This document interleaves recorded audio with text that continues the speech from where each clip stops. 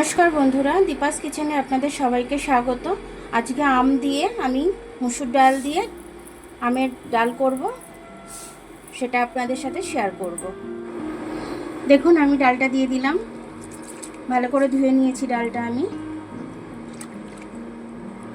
স্বাদ অনুযায়ী নুন দিয়ে দিচ্ছি, আমি একটু হলুদ দিয়ে দিলাম।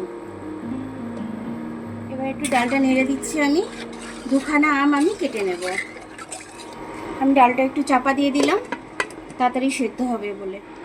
দেখুন, দুখানা আম আমি নিয়ে নিয়েছি। এই দুটো আম আমি এখন ডালের জন্য কেটে নেব। ডালটা একটু দেখে নিচ্ছি আমি কতটা হয়েছে। ডালটা আমার পুরোটাই সেদ্ধ হয়ে গেছে। এবারে দেখুন, আমি এখানে কিছু আম কেটে রেখেছি আর কিছু কাঁচা লঙ্কা কেটে রেখেছি। এগুলো আমি সবটাই ডালে দিয়ে দেবো। আমটা ঘরে রেখে দেওয়ার কারণে একটু পেকে গেছে, কিন্তু টক প্রচুর আছে আমটা। দেখুন, আমার ডালটা হয়ে গেছে। এবার ডালটা আমি একটু ফোড়ন দিয়ে নেব। দুটো শুকনো লঙ্কা ফোড়নে দিয়ে দিলাম, একটু সর্ষে ফোড়নে দিয়ে দিলাম।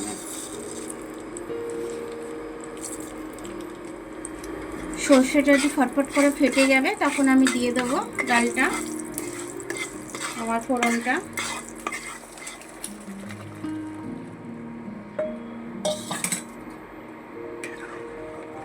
ডালটা দিয়ে আমি একটু আমগুলো ঘেটে ঘেটে দেবো, যাতে একটু ডালটা টক টক হয়। আর তারপরে বেশিরভাগটাই গোটা থাকবে, কারণ যার টক বেশি লাগবে সে ডালটা আমটা মেখে নেবে। টক ডালে তো একটু চিনি দিতেই হয়, 2 চামচ মতো চিনি দিয়ে দিলাম।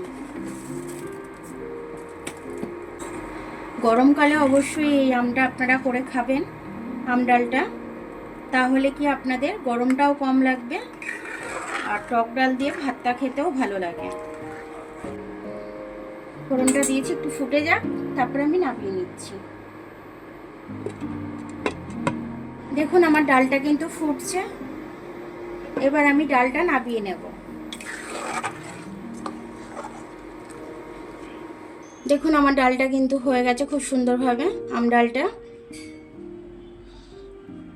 দেখুন, আমগুলো টকটাও খুব ভালো হয়েছে। এরকমভাবে ডাল আপনারা করে নেবেন। ডালটা করে নিয়ে আপনারা ভাতের সাথে খাবেন, গরমকালে খুব ভালো।